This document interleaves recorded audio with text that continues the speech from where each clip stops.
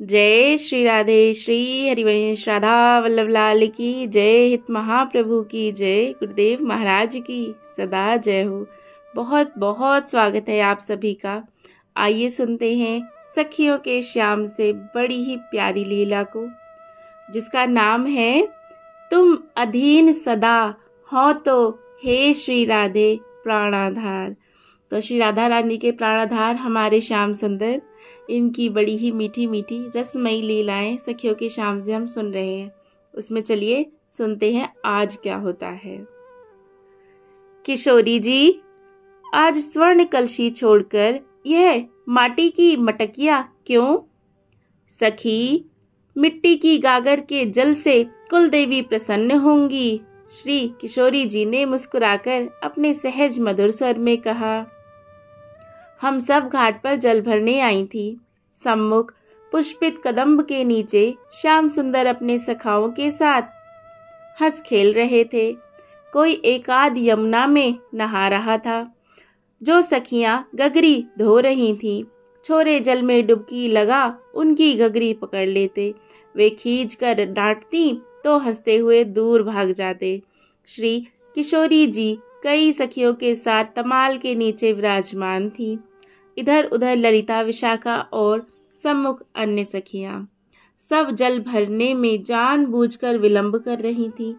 श्याम दर्शन का ऐसा सुयोग भला कब कब मिलता है। मैं किशोरी जी के चरण कमल अपनी गोद में धरकर समाहन करने लगी, अर्थात उनको सहलाने लगी। यह क्या करती है विभा? उन्होंने मेरा हाथ थाम लिया। श्रीजू, हमारे ऐसे भाग्य कहाँ कि आपकी कुछ सेवा कर सके। मेरे नेत्र भर आए। जो आनंद श्याम सुंदर के स्पर्श दर्शन में है, वही आनंद श्री किशोरी जी के स्पर्श दर्शन में भी है। यह सत्य हम सब सखियां जानती हैं। बरसाने की सखियां हमसे अधिक सौभाग्यशालिनी हैं। उन्हें किशोरी जी की सेवा सहज प्राप्य है। विभा, यह क्या कहती है बहन? तुम्हारे भाग्य की तो कहीं समता नहीं। श्याम सुंदर के समीप निवास, जन्म से ही उनके दर्शन और साथ खेलने का महाभाग्य लेकर आई हो तुम। गदगद कंठ से यह कहते हुए किशोरी जी ने मेरा चिबुक उठा लिया। दोनों ओर के नयन घट छलक पड़े। मैंने उनके जानू पर सिर टिकाते हुए कहा, अब तो यह बात नहीं। हाँ सखी, सो तो हमने नारी जन्म पाया है। कदम्ब तले उन सखाओं के भाग्य देख और जितना संभव है लोचन लाभ ले। गहरी उसास ले किशोरी जी ने कहा, ना जाने दिन मणि क्यों धीरे धीरे चलते हैं। कब आएगा शरद? देख देख सखी। मैंने सिर घुमाकर श्याम सुंदर ने पटका आभूषण उतार कर कदम्ब मूल में रख दिए और कचनी काच सखाओं के साथ जल में उतर पड़े। अब तक तमाल की छाया में बैठी बतराती सखियां भी उठी और अपनी अपनी गगरियां लेकर पानी भरने लगी। श्री किशोरी जी सीढ़ी पर बैठकर कलसी मांजन करने, उनका स्मरण ही ना रहा कि यह स्वर्ण कलशी नहीं, माटी की गागर है। उन्हें ही क्या, वहां किसी को भी किसी का ध्यान ना रहा। कोई भरी गागर उलट रही थी तो कोई गागर जल में डुबाए आपा भूले बैठी थी। किसी की कलशी लहरों पर झोंके का रही थी। कोई गागर के धोने के प्रयास में उसे और अधिक मिट्टी से लधेड़ रही थी। किसी को ज्ञात नहीं था कि उसके हाथ क्या कर रहे हैं। सबके प्राण नैनों में आ समाये थे। देख रही थी हम सब अग जग भूल श्याम सुंदर की जल क्रीड़ा। वे संतरण करते हुए कभी हमारे समीप आ जाते और कभी दूर चले जाते। कभी मित्रों के साथ मुख में जल भर उसकी धार छोड़ने की होड़ करते और कभी एक दूसरे को पकड़ने दौड़ते। कभी डुबकी मारकर दूसरे का पांव पकड़कर खींच लेते। उनके कमल नयन आनंद से उद्भासित थे और मुख से आह्लाद उल्लास झर रहा था। घुंघराली अलके कंधों और कपोलों और ललाट गीली होकर चिपक गई थी। उनके हाथ पैरों के तलवे ऊपर उठते तो लगता 4 रक्त कमल यमुना की लहरों पर नृत्य कर रहे हैं। जय जय श्री राधे। इसी सब के बीच एकाएक हमारी भाव समाधि टूटी। श्याम सुंदर तट के समीप आकर जल उछालने लगे। हमारे वस्त्र भीग गए। यह क्या करते हो कन्हाई? देखो हम सब भीग गईं, पाटला ने कहा। अच्छा ही तो हुआ जल में उतरकर ना नहाई, सो मैंने नहला दिया। सखाओं के साथ वे जोर से हंस पड़े। यही नहीं, उन्होंने मुख में जल भर धार छोड़ी जो सीधी किशोरी जी के कलसी में जा गिरी। इससे चंद्रावली जी चिढ़कर बोली, बड़े घर के डोटा कहा वो श्याम सुंदर जू, तुम्हारी ऐसी करनी। कुल देवी की पूजा के लिए हम जल भरने आई थी और तुमने कलसी झूठी कर दी। देवी देवताओं का भी डर नहीं तुम्हें। इन लक्षणों से कोई तुम्हारे गांव में बसा भी होगा। मेरा गांव बसे की उजड़े, इससे तेरा क्या आता जाता। तेरा बरसाना तो बसा रहेगा ना, फिर चिंता में क्यों डूबी जा रही है। श्याम सुंदर के मुख की दूसरी धार चंद्रावली के मुख पर पड़ी। जय हो जय हो। अब तो सखाओं को खेल मिल गया। सब जल उछालने और मुख में पानी की धार छोड़ने लगे। सखियां चिढ़कर भला बुरा कहने लगी। चंद्रावली जी ने चुनरी से मुख को पोंछते हुए नयन तिरछे और होठ पिचका कर कहा, इस बुद्धि पर बलिहार। राधा उठो बहन, इन ढीठ लंगूरों का क्या, ये छोटे बड़े का अंतर क्या समझे गवार कहीं के। कहीं तुम पर जूठा पानी ना डाल दें। उन्होंने किशोरी जी का हाथ पकड़कर उठा लिया। श्याम ने पुनः मुख में जल छोड़ा और किशोरी जी नहा गईं। उनका शरीर पनसपल की भांति कंटकित कांपने लगा और अधमूंदे नयन श्याम मुख कमल के भ्रंग हो गए। जय हो। हम लंगूरों का क्या है सखी, हम गवार ही तो ठहरे। उन्होंने घड़ा फोड़ने को कंकड़ उठाया। श्यामजू तुम तो बड़े अच्छे हो, सदा हमारी सहायता करते हो। बड़ी बड़ी विपत्तियों में ब्रज को बचाया है। घड़े फोड़ने की अनीति मत करो मोहन, मैया हमें डांटेगी। मैंने कहा, अच्छा सखी चलो मैं तुम्हारे घड़े उठवा दूं। अब तुम सब जाओ यहाँ से, हम नहा रहे हैं। फिर कुछ हो गया तो बकने लगोगी। हमने शीघ्रता पूर्वक घड़े भरे और उन्होंने उठवा दिए। किशोरी जी को आगे कर कर चले हम, पर मन प्राण पीछे रह गए। उसी समय सन्न करता एक कंकड़ आया और चंद्रावली जी का गड़ा फट ही गया। वे जल से नहा गई। नैनों में हंसी और मुख में क्रोध भरकर उन्होंने पुनः सबको लंगर गंवार की गाली दी। श्याम सुंदर ने दोनों हाथों के अंगूठे दिखाकर मुंह चढ़ा दिया। सखा सब ठहाका मारकर हंस पड़े। जय जय श्री राधे, जय जय श्री राधे। कैसी प्यारी प्यारी लीलाएं करते हैं हमारे श्याम सुंदर, गंवार कहीं के। जय जय हो, जय जय। ऐसे गंवार पर बलिहार बलिहार बलिहार। जय जय श्री राधे, जय जय श्री राधे श्याम। जय श्री राधे। अब थोड़ा आगे बढ़ते हैं कथा में, क्या होता है। मैया हो मैया। कौन है, क्या है री? मैया बोली, देख मैया, तेरे लाला ने हम पर झूठा पानी डाल दिया। बरसाने से हम पूजा के लिए जल भरने आई थी। कन्हाई ने राधा की कलसी में झूठा पानी डाला।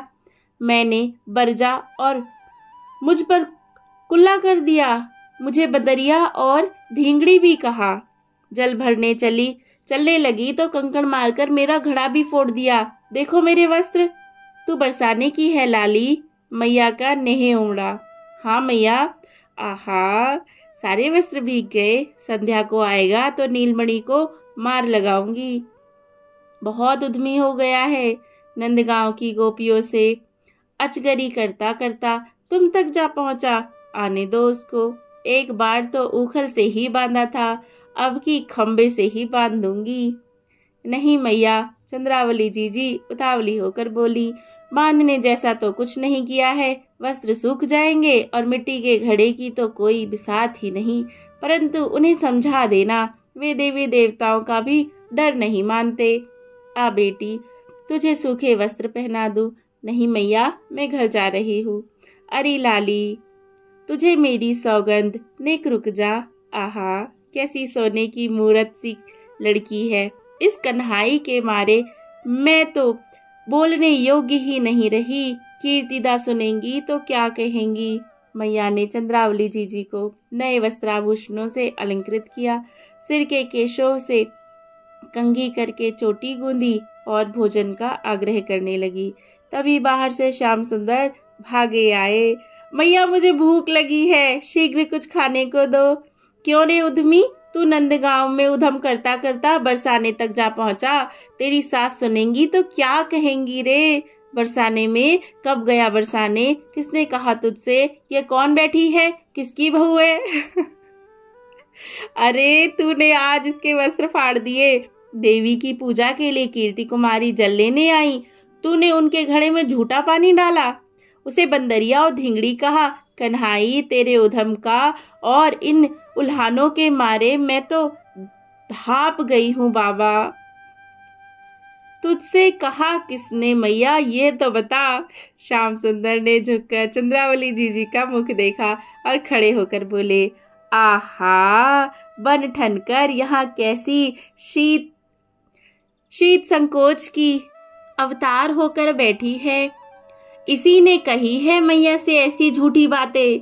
री मैया, मैं क्या फाड़ूंगा इसके वस्त्र। घाट बाट में बंदरिया सी उछलती फिरती है, कहीं गिरा गई होगी। बरसाने का घाट छोड़कर हम नहा रहे थे, उस घाट पर जल भरने आई। एक प्रहर वह तमाल की छांव में बैठी बतियाती रही। जब हम नहाने लगे तो सब उठकर घाट पर आ गई। अरे मैया, तू तो निपट भोली है, इनकी बातों में आकर नित्य ही मुझे डांटती है। पर सुन मेरी बात, ये सब घाट पर बैठी बैठी मिट्टी की गागर को मांझ रही थी, घड़े को भरे और ढारे, बार बार यही करती रही। ना पानी भरे ना टले वहां से।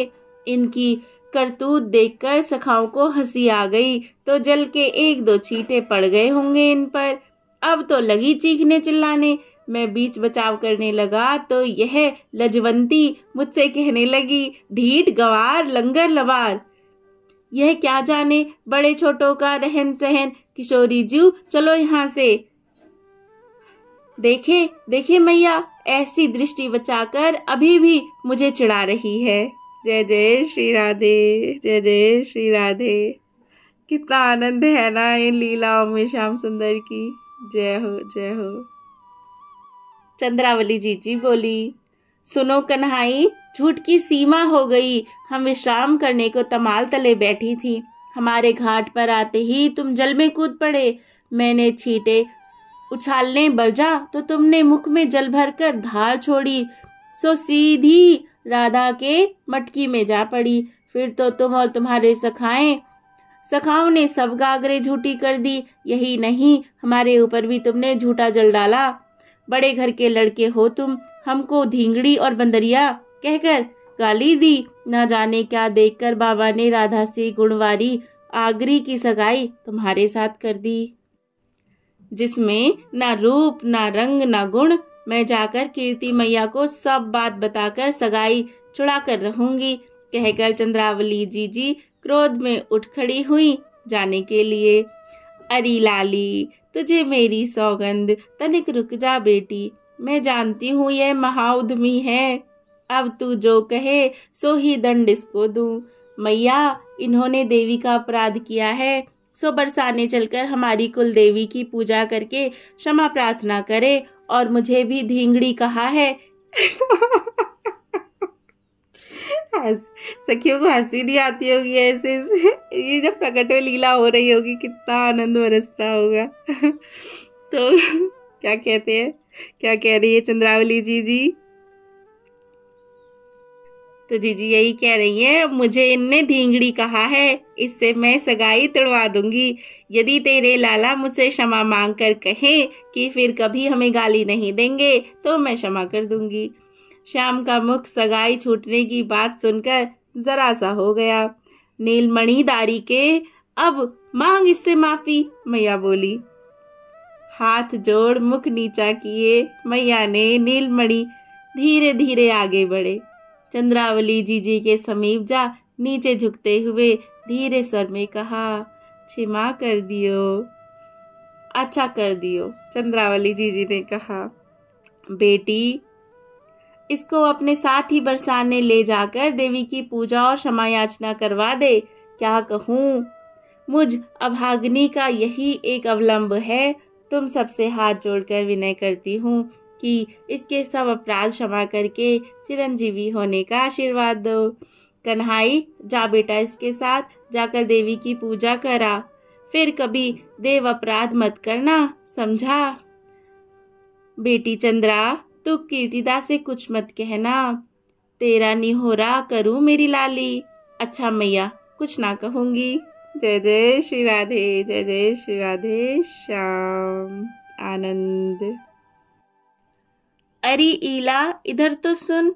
मैं समीप जाकर खड़ी हुई तो चंद्रावली जीजी ने कहा, बहन, तनिक जाकर किशोरी जी और सखियों से कहना, एक नई सखी देवी की पूजा करने आई है, अतः सारी पूजन सामग्री गिरिराज जू के समीप निकुंज मंदिर में पहुंचा जाए।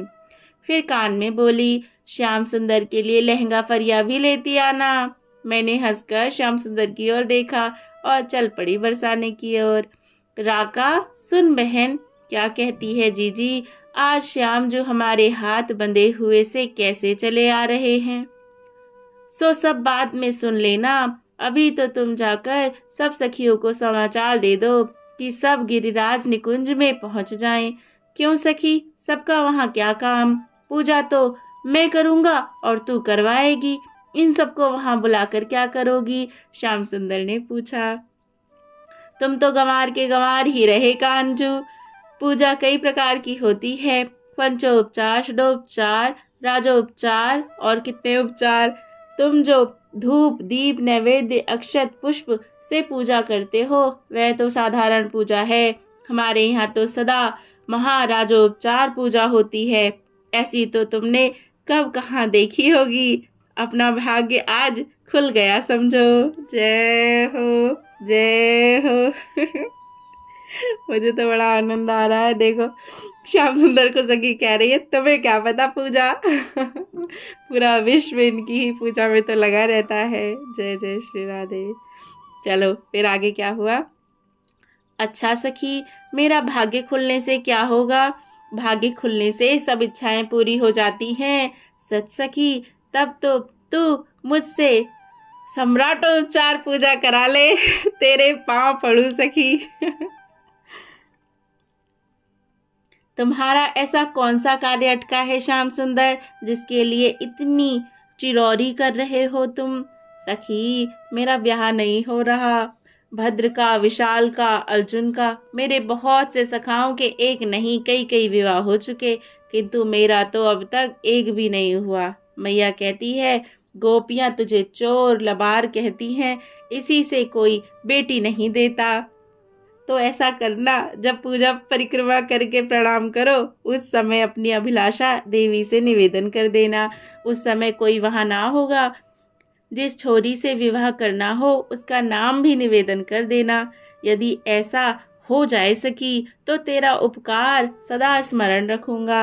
आहा, ऐसे ही तो सयाने ना हो, 4 दिन में सब भूलकर मुंह चढ़ाने लगोगे। चंद्रावली जीजी हंसकर बोली, नहीं सखी, जो तू कहे सो ही करूं। सच सच सखी। तो सुनो श्याम सुंदर, तुम मुझसे ब्याह कर लो। जय हो। तो जीजी ने कहा, तो सुनो श्याम सुंदर, तुम मुझसे ब्याह कर लो। श्याम सुंदर एक बार दुविधा में पड़कर ठिठके रह गए, फिर हंसकर बोले, मेरी सगाई तो श्री किशोरी जी से हुई है, किंतु सखी, भद्र दादा के तो 7 विवाह हो गए हैं। अब 2-4 यदि मेरे भी हो जाए तो क्या बुरा है। जय जय श्री राधे, जय जय श्री राधे श्याम। आनंद।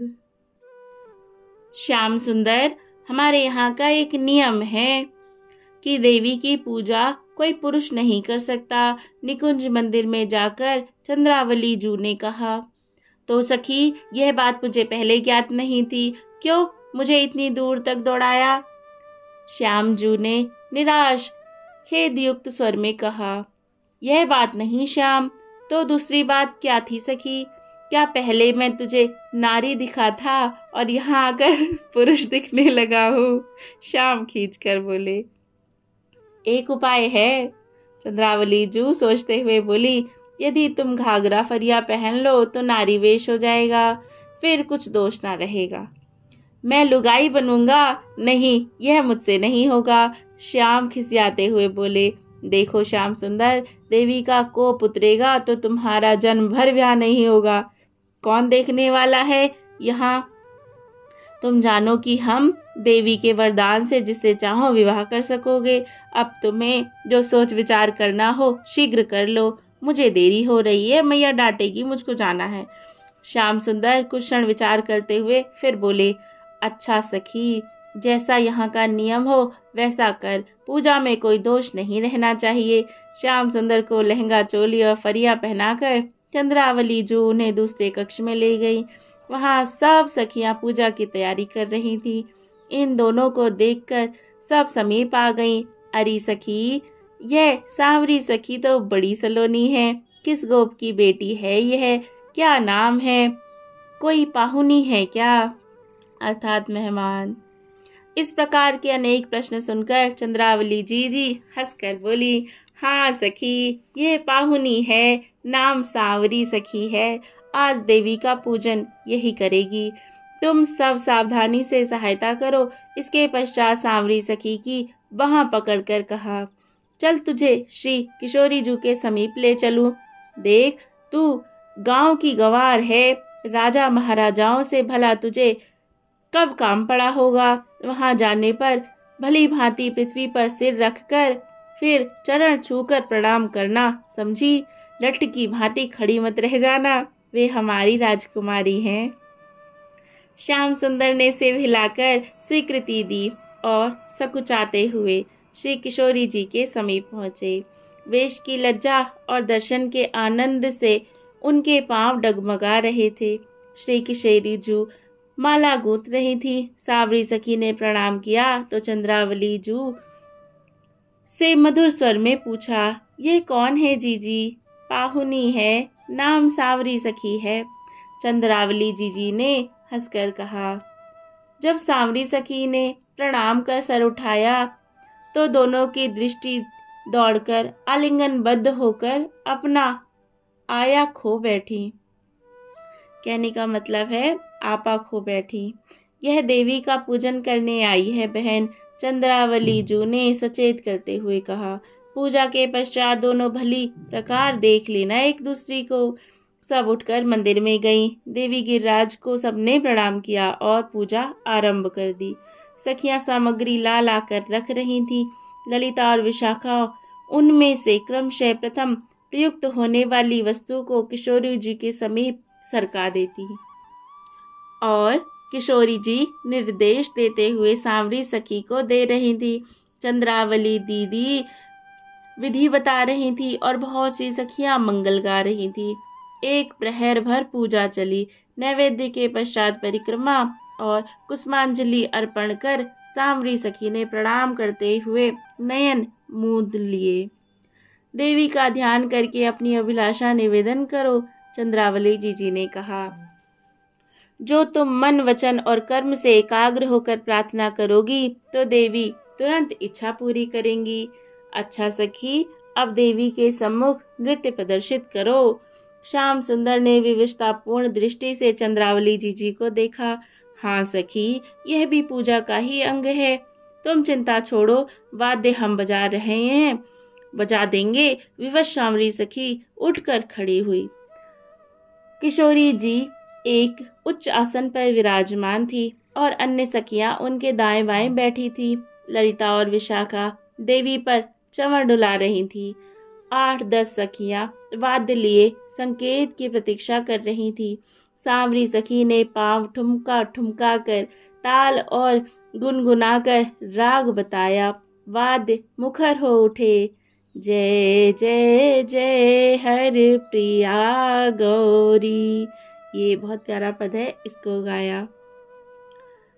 नृत्य गायन के बीच किसी को तन मन की सुध ना रही। सांवरी सखी जैसे ही पुनः देवी को प्रणाम कर उठी, श्री किशोरी जी ने लड़खड़ाते पदों से उठकर उसे हृदय से लगा लिया और मुख से बरबस निकल पड़ा। श्याम सुंदर, यही दशा सांवरी सखी की हुई। उसके मुख से भी धीमा उच्छ्वास मुखरित हुआ। राधे। दोनों के मन एक दूसरे में गंगा यमुना की भांति मिलकर अपनी पहचान खो बैठे। सखियां चित्रलिखित सी देखती रहीं। अच्छा सखी, तुम सब राधा बहन के साथ बैठो, मैं इस पाहुनी को विदा करके आती हूँ। जी। किशोरी जी अनुनय स्वर में बोली, भला इतनी शीघ्रता क्या है विदा करने की? कल विदा कर देना, अभी कुछ बात भी नहीं हुई। ऐसा अवसर फिर ना जाने कब आए। मैंने तो इतने वर्षों से आज ही दर्शन किए हैं, आज इसे यहीं रहने दो ना। बहन, इसे विलंब हो रहा है। देवी की पूजा करने को ही आज इसकी मैया ने भेजा है। देवी की कृपा रही तो ऐसे अवसर आते ही रहेंगे। अपनी मैया के यह एक ही लाली है, वह बाट तकती होगी। आज जाने दो, अब की बार उसे जताकर लाऊंगी, फिर ये यहीं रह जाएगी। जी, इसका नृत्य, इसका गायन मेरे अंतर में समा गया है। ना जाने क्यों बिछड़ने की बात से ही हृदय टूट पड़ता है। अच्छा बहन, जा ही रही हो तो अपने श्रीमुख से कुछ मधुर बातें तो कहो, जिससे प्राण जुड़ाएं। क्या कहूँ सखी? श्याम सुंदर अपना सखी वेश भूलकर बोल उठे। जो दशा तुम्हारी है वही दशा मेरी भी है। तुम्हारे चरणों को छोड़कर पथ पर पद बढ़ते ही नहीं। वाक्य अधूरा छोड़कर उनका गला रुंध गया। शत शत सखियों के साथ ही श्री किशोरी जी के चकित दृग ऊपर उठे और आनंद विवल कंठ से अस्पष्ट वाणी फूटी। श्याम सुंदर, श्री राधे। वैसी ही गदगद वाणी काहन जू के कंठ से निकली। 2 क्षण पश्चात चंद्रावली जू सचेत होकर हंस पड़ी। श्याम जू इतना भी ढांढस नहीं रहा। उनकी बात सुन सब सखियां हंस दी। श्री किशोरी जी के नयन नीचे हो गए और श्याम सुंदर सकुचाकर चंद्रावली जी का मुख देखने लगे। जय जय श्री राधे, जय जय श्री राधे, जय जय श्री राधे श्याम। आज ये लीला यहीं विराम होती है। जय जय श्री राधे। चंद्रावली जीजू की जय और हमारी प्यारी लाडली जू की जय, श्याम सुंदर की जय, सबन गोपियन की जय, सबन सखियन की जय और सुनन वाली सखियन की भी जय जय हो। जय जय श्री राधे श्याम।